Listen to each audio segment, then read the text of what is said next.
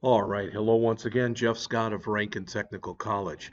And as part of the Rankin Technical College AWD1100 C# programming class, I've decided, because I've had some people who appear to be struggling in the class, to go back over and do kind of an application that we'll do in virtually every chapter of the book. All right, so I went through chapter 1, and no, we didn't go through an application, but it was just a quick little intro. And I'm going to come into here into chapter 2, and we'll talk about how to set options and create a new project, how to design a form, how to name and save files.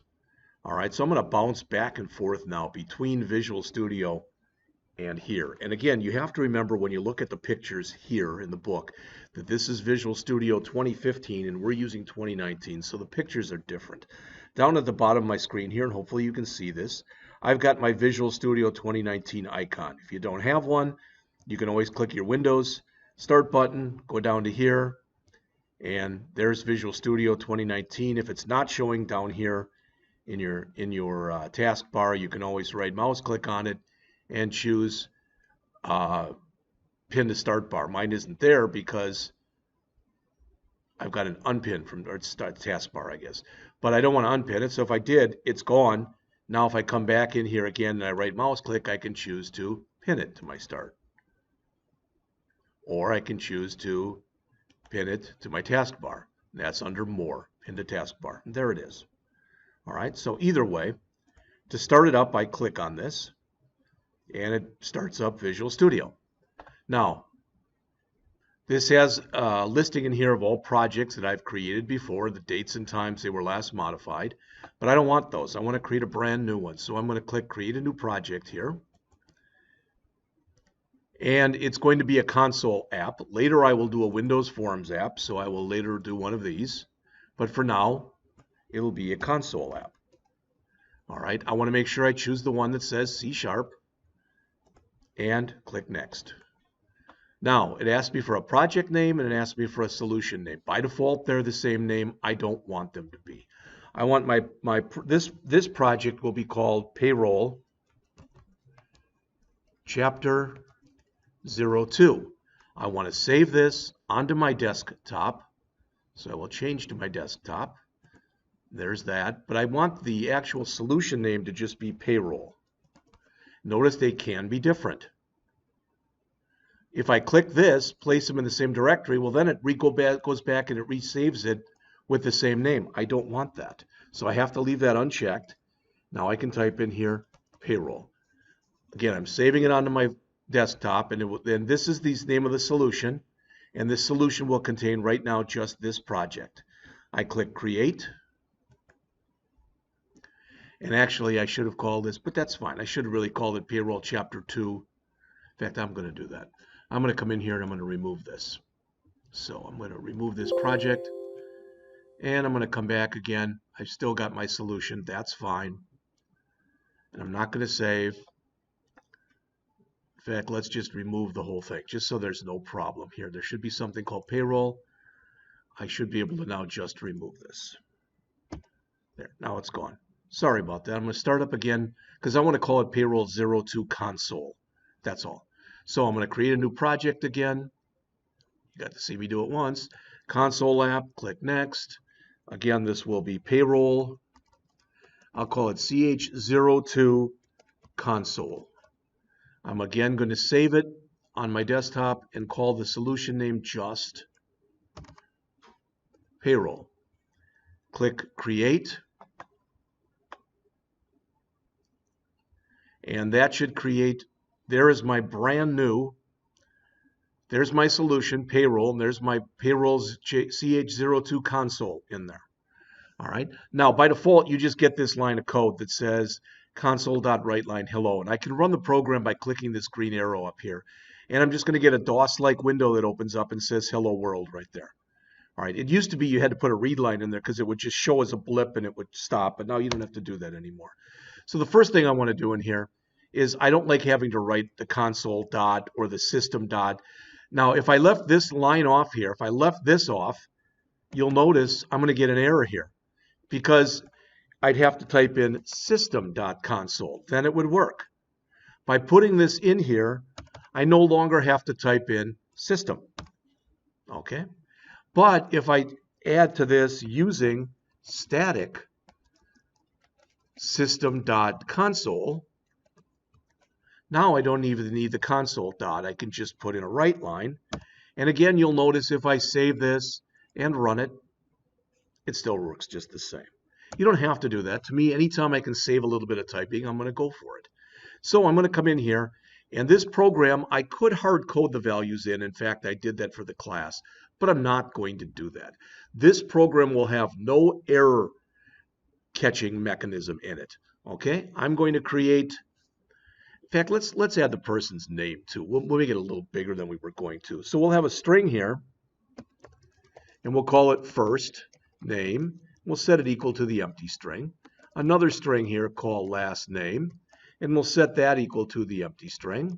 Another string we'll call hours worked. We'll set that equal, it's not going to be a string, I'm sorry. I'm going to make these doubles. We could make them decimals because we're dealing with money, etc. But I'm just going to leave them as doubles. I'm going to set that to 0.0. Another double for hourly rate, which I'm going to set equal to 0.0. And finally, one last double, which will be gross pay, which again, I'm going to set equal to 0.0. Now, depending on how anal you are about this, after you put these in, I can go in here and I can line them all up like little soldiers if I want to do that. And even put comments in here. And I'm going to call this employee first name, employee last name, employee hours, spelled employee wrong, thought that looked funky, employee hours worked, employee hourly rate, and finally, employee gross pay. Now, sometimes I'll put it in like this. Sometimes I'll put the formula, because this is what we're going to do for this program. It'll be hours worked, times hourly rate.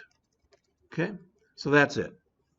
So I'm going to put another comment up here that says declare and initialize program variables. Okay, so again, this is a console app. If I run it right now, I'll get no output because there isn't anything yet. So the first thing I'm going to do is I'm going to ask for the employee name. So I'm going to put in here write. Now I'm using a write statement here because I want the cursor to stay on the same line. And I'll say enter employee first name. I'm going to run this in just a minute just so you can see what it looks like. And I'm going to say in here first name equals read line. All right. Now, right now, it's not going to do very much, but it's starting to. So enter employee first name. So if I put Jeff in there and hit enter, the program's done. All right. But I've now prompted for it. I'm now holding the employee's first name inside of the first name variable. Then I'm going to do the same thing and ask them for their last name. All right. And this will become last name. Whoops. And again, you can see as I'm doing this, these squigglies, which are giving me warning messages, telling me that my variables have not been used yet, they're going away. All right, so now when I come up here, enter my first name, Jeff, enter my last name, Scott. The program's done. All right, well, I still have some work to do here.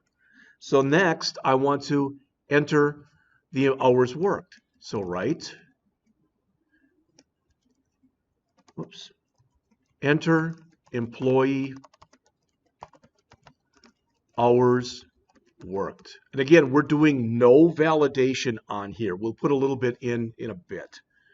Okay, so we put that in. Now we can't just say hours worked equal read line. You cannot do that. You get an error message.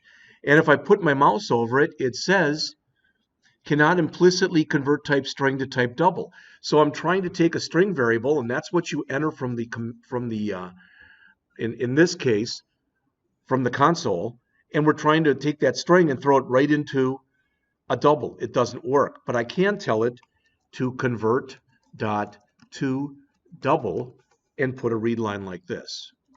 And that'll work just fine. All right. Now I'm going to save this and I'm going to run it again. And you'll see it says in her first name, Jeff, and her last name, Scott, and her hours work. So if I put in a 40, the program's fat and happy. But if I run this program, because there's no error checking in it, and again, I put in Jeff. In fact, let's put in hello, goodbye. But if I put in here now, Jeff, now I'm going to get an error message. And it's telling me there's a system format. It says the string was not in the correct format. And if I look at the details, it's telling me basically that input string was not in the correct format. It was expecting a double, and I gave it a string. But if I come back, later we will talk about how you could fix that error. But for right now, let's just say, for lack of better words, it's an acceptable error. All right, now I'm going to do the same thing with my hourly rate.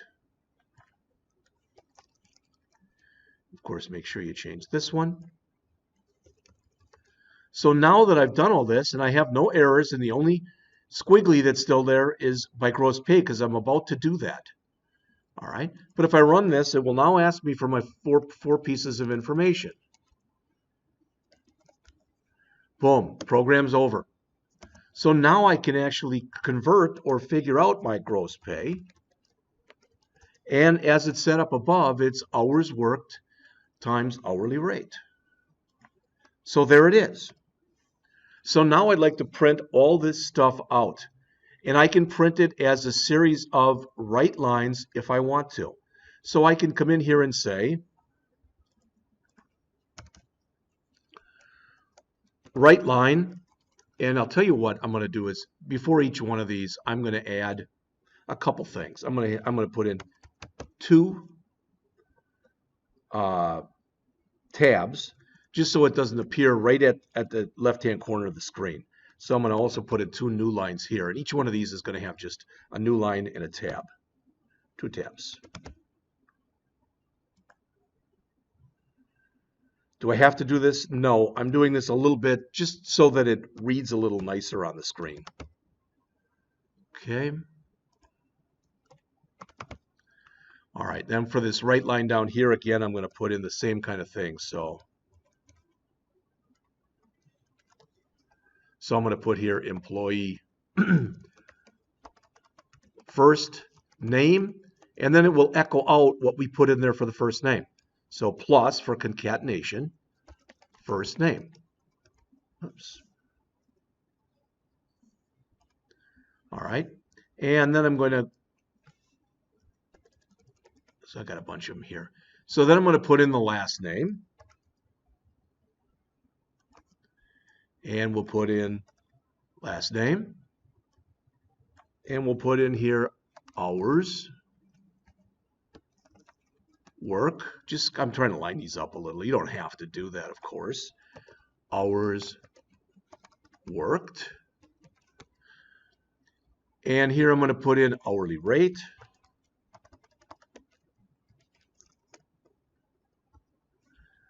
Move all these over just one so it lines up like little soldiers. And this will be hourly rate. And finally, gross pay. All right, and whoop, I spelled hourly wrong. There we go. Gross pay. Now, it's a good idea, in my humble opinion, to take non-string fields and run the toString method on them. So I'm going to say toString, and this is hours worked. I'm going to put it with 2 decimal places. So I'm going to put F2 for a floating point format with 2 decimals. And it's going to need another ending right parenthesis there. And I'm going to do the same thing here for hourly rate. All right, I'm going to put a .toString. However, in here I'm going to put C for currency. And I'm going to do the same thing for the gross pay. Now, you don't have to do this. All right, but it'll read a little nicer when I end up running the program. I want these to have just 1 line break, not 2, because otherwise it's going to look too spaced out. All right, so this should look a little bit nicer, or hopefully at least, it will look a little bit nicer with what we're doing here. So let's see. I guess I want that like that. So let's run it and see what it looks like. So notice it moved it out a little bit so it's easier to read. So Jeff, Scott, 40 hours, $10 an hour, and it's got all of the statistics. All right. Again, there is no, repeat, there is no, no validation going on in this program, but that's it. All right, so what did we do in here? I added the using static system.console. I declared and initialized my program variables, those being first name, last name, hours worked, hourly rate, and gross pay. I read in, so read in value for first name. Just put a comment in front of each one of these. Read in value for last name. Read in value for hours worked.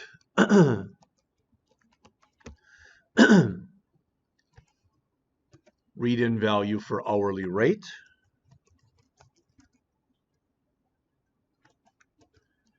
Calculate gross pay.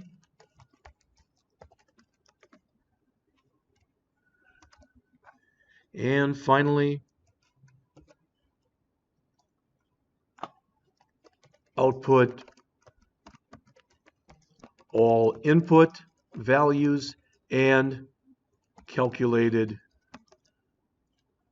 gross pay. And that's it. Now that's really commented up the wazoo. Would be more than I'd expect you to put in, but hopefully that helps in your understanding. So I can also come in, last thing, and put a what I call a program prologue in here. Whoops.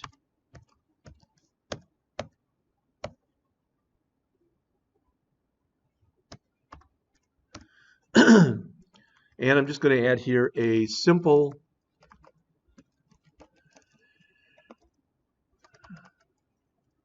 C# console payroll application. Okay, so there's my simple little prologue. I'm declaring and initializing my program variables. I'm reading in my inputs. I'm calculating and I'm writing out my outputs. If you have any questions on this, if there's anything here that doesn't make sense, please email me at jpscott@ranken.edu, please. Now I'm going to jump back into the book. See if I missed anything.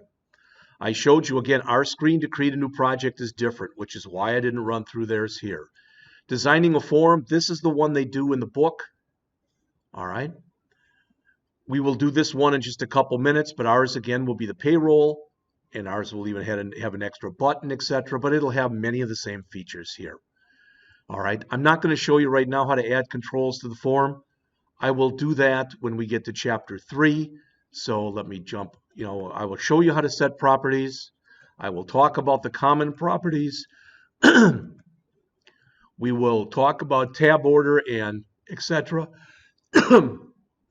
Set our property settings. Talk about how to name things. So that should be it for Chapter 2. So in Chapter 3, I am going to code and test this as a Windows Forms application. So I'll be back with that in just a couple moments.